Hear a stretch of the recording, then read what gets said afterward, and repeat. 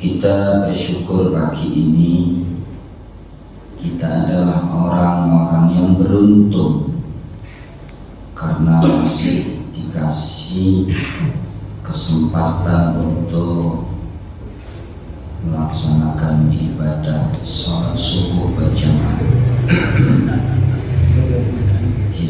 Kita dikasih sehat, dikasih kemampuan, dikasih hidayah, sehingga pagi ini sudah kita laksanakan kebutuhan kita, kewajiban kita sholat subuh berjamaah. Ini patut kita syukuri. Alhamdulillah. Ditambah lagi ada kegiatan kajian atau pengajian subuh. Tentunya orang yang beriman selalu bersolawat kepada baginda Nabi kita Nabi Muhammad sallallahu alaihi wasallam. Allahumma sholli ala sayyidina Muhammad wa ala alihi wa sahbihi ajma'in. Jamaah yang dirahmati oleh Allah, kita itu beruntung punya masjid, karena masjid itu betul-betul karunia yang luar biasa. Adanya masjid kita bisa mudah beribadah. Adanya masjid anak-anak kita bisa dididik di sini. Adanya masjid kita bisa berdakwah. Jadi beruntung banget kita punya masjid. Makanya Rasulullah itu 13 tahun di Mekah itu susah berdakwah. Ekonomi diboikot sama kafir Quraisy.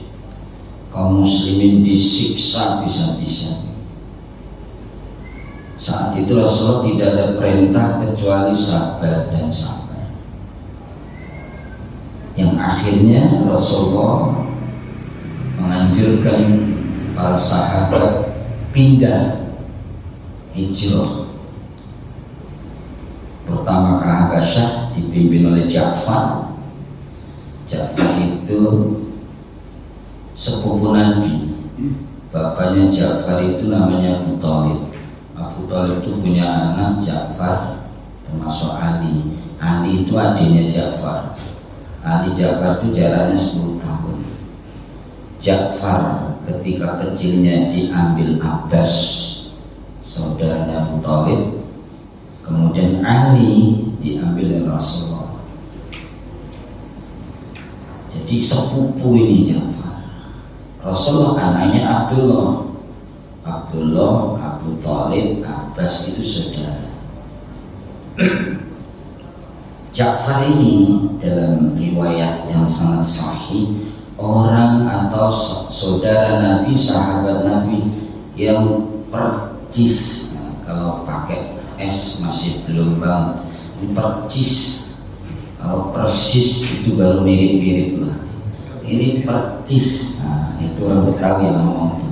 Kalau udah dibilang percis banget, pakai cisnya dipanjangin lagi, nah, itu mirip.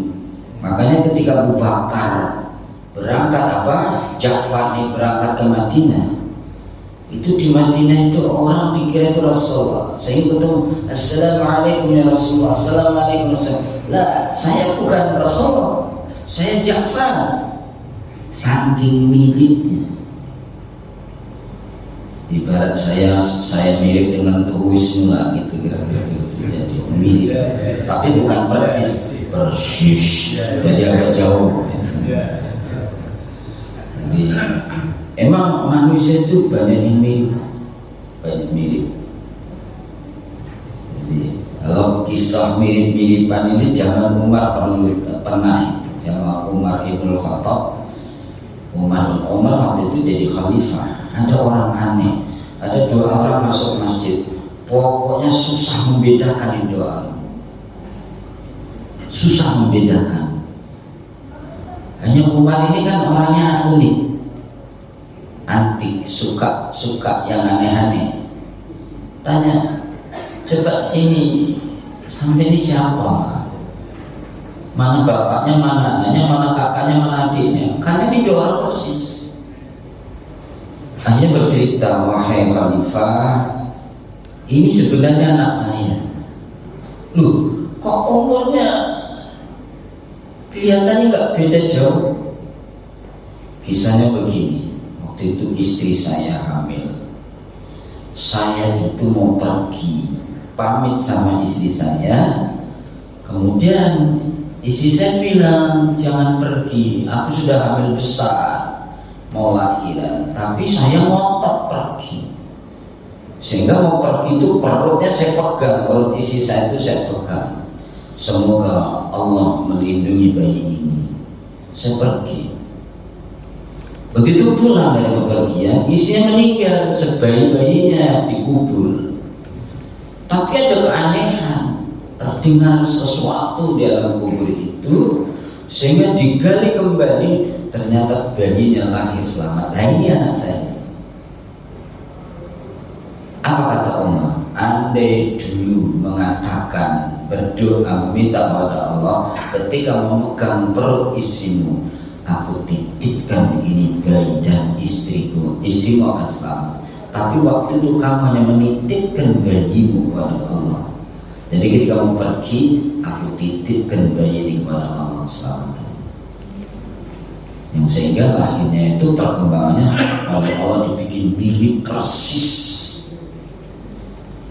Jadi percisnya bahasa Betawinya. Jadi Rasulullah ketika itu hijrah pertama ke Habasyah, kemudian Rasulullah menganjurkan ke Madinah.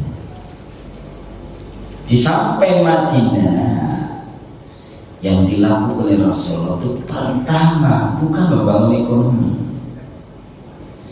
bukan mempersaudarakan antara Muhajir dan Ansar, tidak. Tapi yang pertama dibangun adalah masjid. Di masjid, tempat bersujud, tempat bercengkrama dengan Allah yang Maha Kasih Sayang, tempat kita mengaji. Jadi sekali lagi beruntung kita punya masjid, apalagi masjidnya namanya Al-Ikhlas. Insya Allah pengurusnya sama jamaahnya sama-sama ikhlas datang ke sini. Yang kebagian angin kencang, alhamdulillah dingin. Yang kebagian di tengah kok panas sedikit, alhamdulillah hangat. Jadi sama-sama ikhlas. Memang antara takmir dengan jamaah itu harus bareng-bareng kayak tentara itu, siap gerak maju jalan pasti kri. Nah, sama pengurus masjid itu takmir masjid dengan jamaah harus bareng-bareng membangun, mengisi, memakmurkan masjid ini.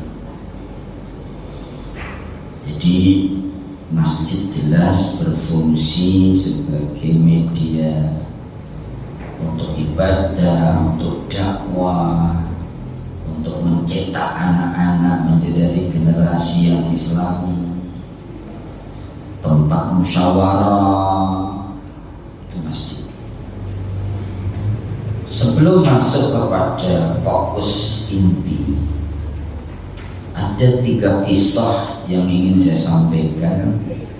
Kisah ini nanti akan punya hikmah kepada takmir masjid. Kisah ini akan punya hikmah kepada jamaah. Dan ini kisah nyata di Mekah dan di Indonesia. Saya ngambil kisah di Mekah ini.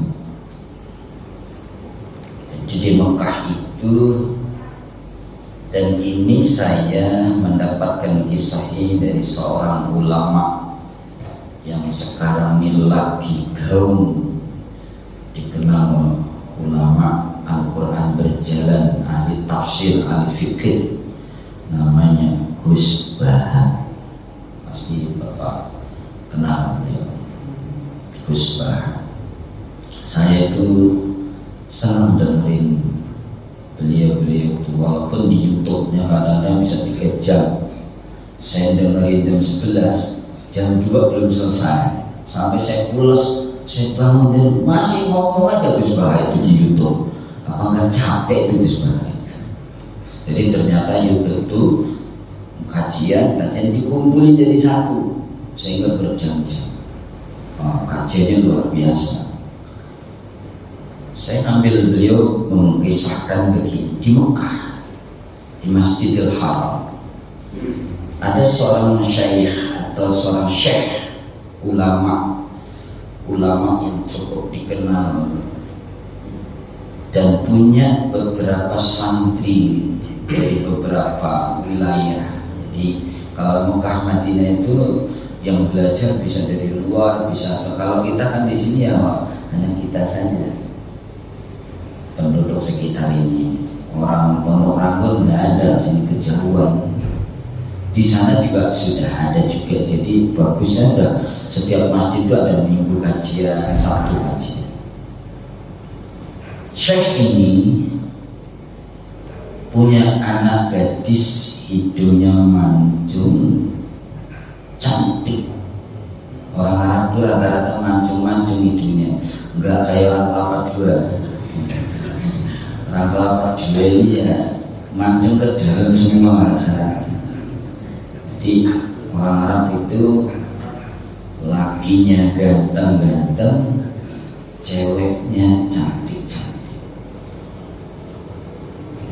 Ini arahnya nanti ke takmir masjid dan ke jamaah. Tapi sampai di sini belum bisa diambil lagi kesimpulan. Ketika itu ada seorang muridnya atau jamaahnya yang dia itu mencoba datang ke rumah syekh ini.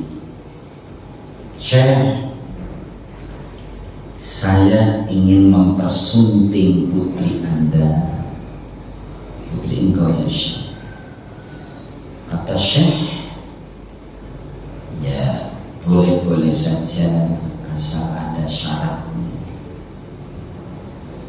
Apa itu Syekh syarat? Syaratnya kamu sholat jamaah tidak putus selama 40 hari 40 malam. Jadi kalau ingin menikahi anakku, silakan sholat jamaah di Masjidil Haram, nggak putus di 40 hari 40 malam. Syaratnya kan gampang-gampang susah. Akhirnya siap. Oke, siap. Dimulai malam pertama, malam kedua, malam ketiga. Niatnya apa? Niatnya untuk mendapatkan seorang gadis cantik. Jadi waktu sholat itu saya sholat pokoknya sampai malam, nanti saya akan dapat gadis cantik. Malam pertama, kedua, ketiga, keempat, sampai masuk malam ke-20, malam 21, malam 21, 22, masuk malam 40, lanjut 41, 42. Syekh ini nungguin, kok nggak ada kabarnya, ini sudah lebih dari 40 hari. Maksudnya ngabarin saya sudah laksanakan, bagaimana kelanjutannya. Akhirnya malah syekhnya yang datang kepada pemuda yang melamar. Kata syekh, hai pemuda, kamu sudah berapa malam? Saya sudah 40 lebih. Loh, kenapa kamu tidak datang ke saya untuk melamar mempersunting anak saya? Kan sudah terpenuhi. Tidak syekh, ternyata nikmatnya berjamaah akan mengalahkan seorang putrimu yang cantik. Sekarang sudah tidak ada minat untuk itu, karena berjamaah di sholat masjid itu sungguh nikmat mengalahkan kecantikan putrimu. Jadi saya tidak jadi. Akhirnya Syekh ini pulang, bingung juga Syekh ini. Syekh ini kepingin punya anak ini suaminya yang saleh. Nah ini sementara pemuda ini saleh ini. Yang tadinya niatnya apa? Karena ingin mempersunting, tapi kenikmatan beribadah sholat jamaah sudah mengalahkan segala-galanya. Akhirnya Syekh ini ngambil kesimpulan, kalau begitu sekarang saya melamar anak muda itu. Datang Syekh itu, wahai anak muda, kalau kemarin kau datang melamar kepada untuk sekarang aku yang datang minta kepadamu menikahi anakku, karena aku kepingin punya orang-orang yang soleh sepertimu, punya menantu sepertimu. Artinya apa?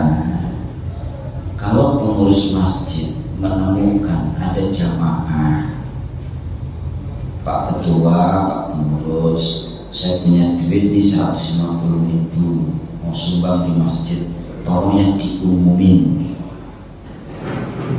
Maka tindakan pengurus masjid umumin saja. Mungkin bisa jadi awalnya dia kepingin dipuji, kepingin dikenal. Apa? Ikhlas itu ada namanya tahapan. Kayak tadi awalnya pemuda ini ingin mendapatkan putri cantik. Begitu nikmatnya ibadah sudah ditemukan, nggak perlu lagi. Jadi keikhlasan itu estafet. Jamaah sekarang pengurus takmir menemukan, oh ada jamaah maunya begini, diikuti saja, nyenengin jamaah. Jamaah juga harus, oh iya ini saya ada pengurus masjid, saya akan bantu. Karena apa?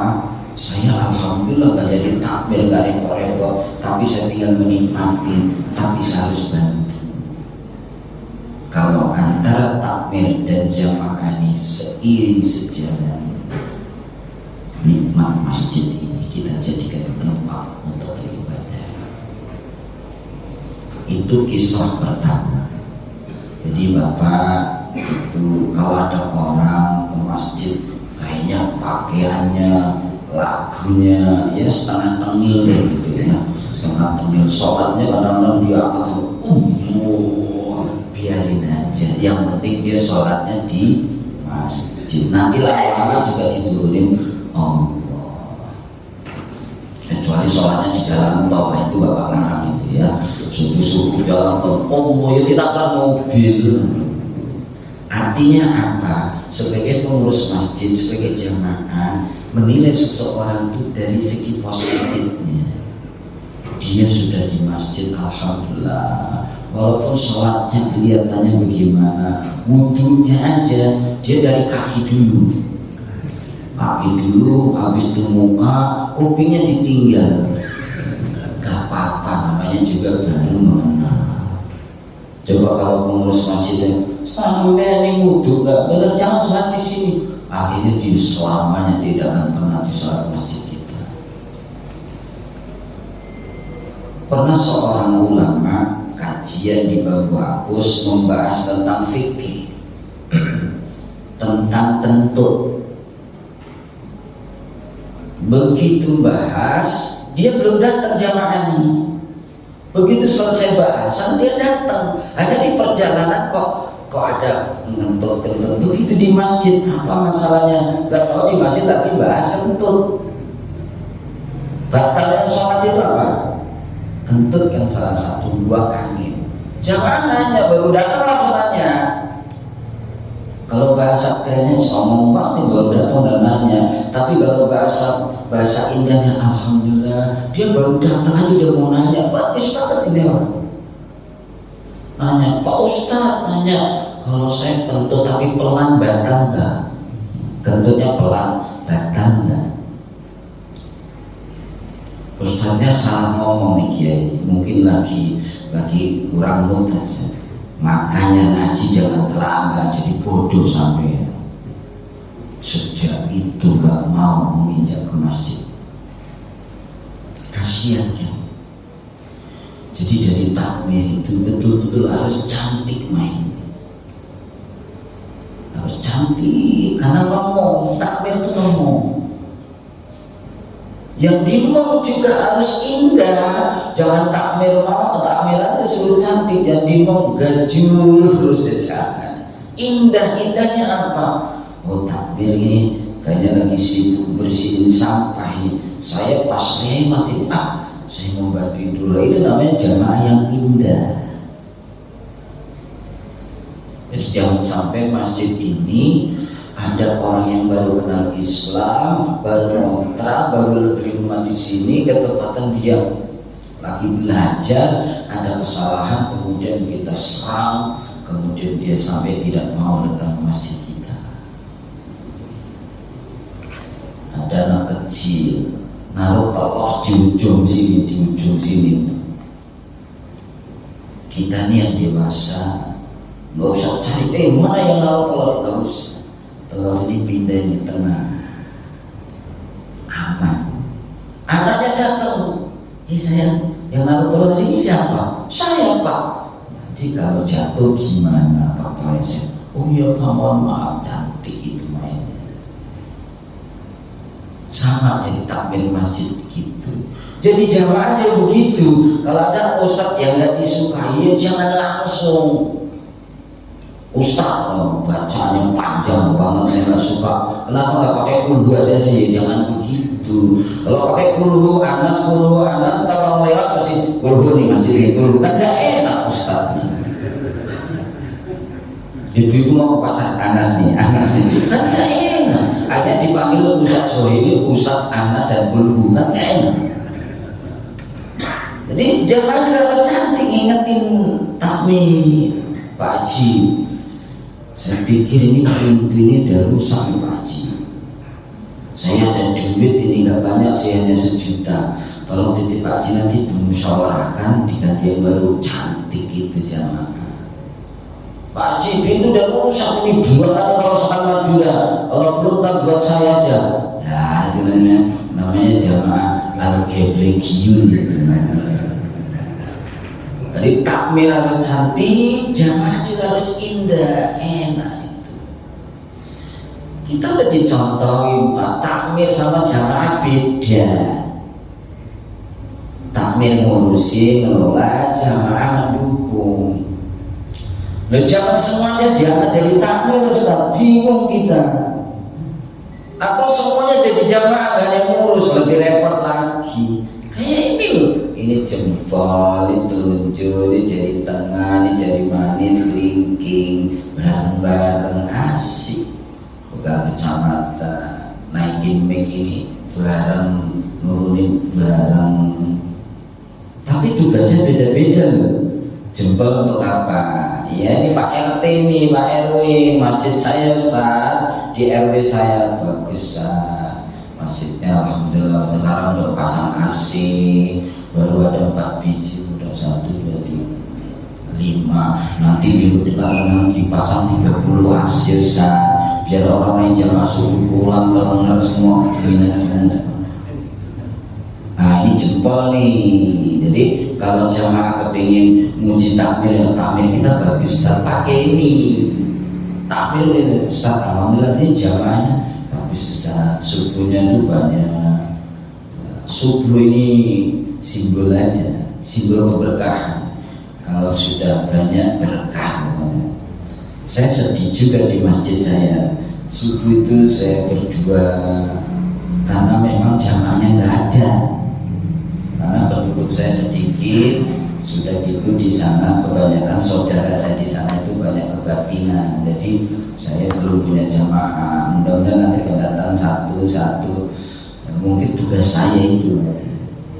Tapi di sini alhamdulillah ini. Kalau ini tugasnya orang kaya yang jadi jamaah.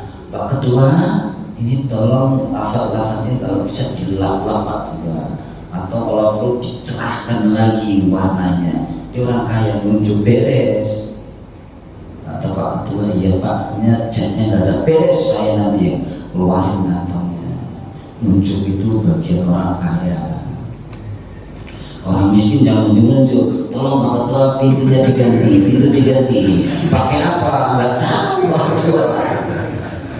Itu loh. sampai telunjuk. Maka jalan orang kaya nunjuk, biarin aja Ustaz, biarin aja. Nanti orang kaya tugasnya nunjuk. Pak RT tolong berdiri Pak, dirapiin Pak, keluarin duit 500.000 buat beli bakwan. Seneng gak tuh Pak RT-nya? Beres, bukan sekedar seneng. 500.000 beli bakwan kan lebih banyak itu. Beres, beliau pulang, sudah rapi nih kok. Tuh orang kaya. Jadi tengah ini Pak Kiai ini, ulama ini. Jadi tengah ini kiai yang ulama ini, penasihat, harus bijak banget, melindungi telunjuk, melindungi jempol dari manis kelingking. Ini nggak bisa dibuat suitan. Kalau suitan ya jempol, kelingking apa? Jadi telunjuk, kelingking. Jadi tengah nggak bisa. Pak. Di Amerika itu belum pernah ada suitan begini, belum pernah ada. Di Arab juga nggak ada. Di Kelapa Dua mungkin ada. Karena mungkin stroke semua ini tidak normal ininya. Kalau begini gak ada yang kalah, gak ada yang menang. Jempol gak bisa menangin melawan jari tengah. Jari tengah juga gak bisa ngalahin jempol. Gak bisa diadu. Ini ulama, kiai. Jangan ngepro ke takmir atau ngepro ke jamaah. Dan kiai itu melindungi takmir, melindungi jamaah. Nah, ini kiai. Sholat di sini saya setengah di Masjidil Haram, imamnya bagus, hanya tadi suaranya serak-serak basah, kayak ikan pauji jadi suara. Kita tulis betul ya, nah ini tapi enak. Jadi ini jadi tengah, jadi manis. Di jadi manisnya anak muda ini. Tugasnya apa? Nerima cincin kawin. Jadi bapak jangan mentang-mentang nikah lagi, cincin kawin tidak harus dijempol. Ya nggak bener. Belum pernah ada orang nikah penyematan cincin kawin dijempol. Ada yang jadi manis. Begitu pentingnya generasi muda, anak-anak kita. Itu nih, dan ini bagian pernikahan nih. Kalau yang mau nikah lagi saya buat buku nikah kosong nih, kalau mau ya. Tapi gak ada isinya, isi sendiri, stempel sendiri. Jadi kelingking. Ini jempol telunjuk jari tengah jari manis kalau bersatu kekuatannya lumayan. Ditambah kelingking, walaupun beda kerjaannya. Jempol sama kelingking jauh, kelingking itu bermobil. Kalau mobil pakai jempol nggak pas kegedean. Terus kelingking ini buat ngetes ayam menelur. Petak, tangkap pakai kelingking. Oh ada telurnya. Jangan pakai jempol yang ngedon ayamnya.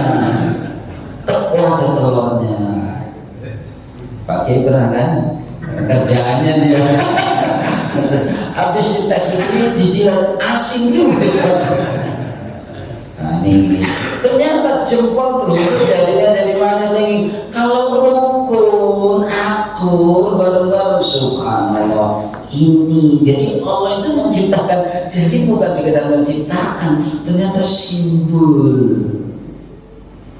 Enak deh pokoknya kalau takmir jamaah bareng-bareng. Ketika jamaah takmir teriak, yuk kita besok rapat membahas tentang apa, jamaah yang bisa hadir datang memberikan sumbangsi pemikiran apa, kemudian takmir menindaklanjuti pekerjaannya. Asik itu. Yang luar biasa lagi Bapak, masjid itu. Nah ini mungkin Bapak sudah paham. Alhamdulillah kalau sudah paham. Kalau belum paham saya kasih ilmu ini.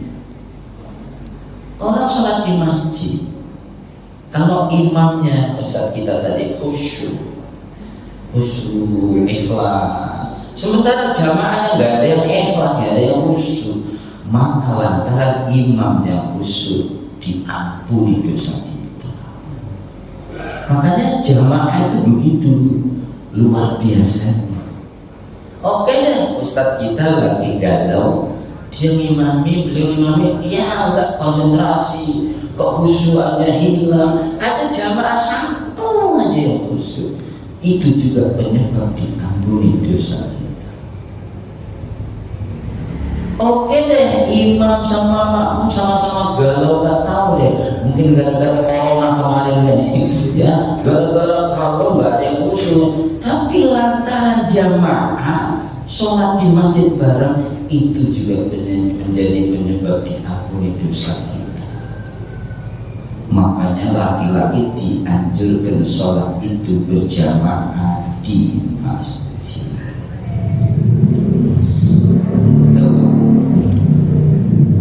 Baik, ini kisah yang pertama ini. Ini ada 3 kisah, ini sudah setengah jam. Bu, nasibnya ada siapa? Oh, udah. Kayaknya pakai piring gak dibawa pulang ini. Baik. Apa itu? Yang kedua, kisah orang kaya jalan-jalan. Ini di Indonesia. Saya tidak sebutin di mana, yang nyebutin orangnya. Ada orang kaya jalan-jalan, dan ini hikmahnya kepada takmir masjid. Kalau tadi hikmahnya kisah pertama bahwa keikhlasan itu ada tahapan. Andai takmir masjid menemukan orang atau jamaah yang kaya kepingin dipuji, kepingin, biarin aja, udah umumin, terima. Mudah-mudahan nanti berlanjut bertahap, dia dengan senang hati tanpa ada embel apa. Jangan coba begitu. Kalau ada takmir inginnya udah diam aja, nggak usah dipersoalkan supaya jalan. Kira-kira begitu. Yang kedua, ada orang kaya lagi jalan-jalan menuju suatu daerah, bawa mobilnya juga keren. Kalau dulu itu mobil Mercedes itu udah keren. Orang kaya dia. Saya kenal orangnya. Kaya dia. Orang kaya itu biasanya cirinya bawa duit kalau kemana-mana. Bawa duit. Kalau orang miskin biasanya ya bawa dompet tapi duitnya nggak ada. Bedanya begitu. Dia jalan. Ketepatan masuk waktu asar. Dia cari masjid. Kan hubungannya dengan masjid. Jadi kisah itu udah pelajaran sebenarnya. Cari masjid. Begitu cari masjid, ketemu masjid di pinggir jalan, kedapatan belum jadi masjid, baru musola. Tapi kelanjutannya jadi masjid gara-gara orang kaya datang. Musola, masuk musola, istrinya turun, anaknya turun, sekeluarga dia. Pas sholat jamaah itu, asar itu, karena orang-orang di situ sudah pada pulang sholat. Ketika sholat itu dia sujud di atas tikar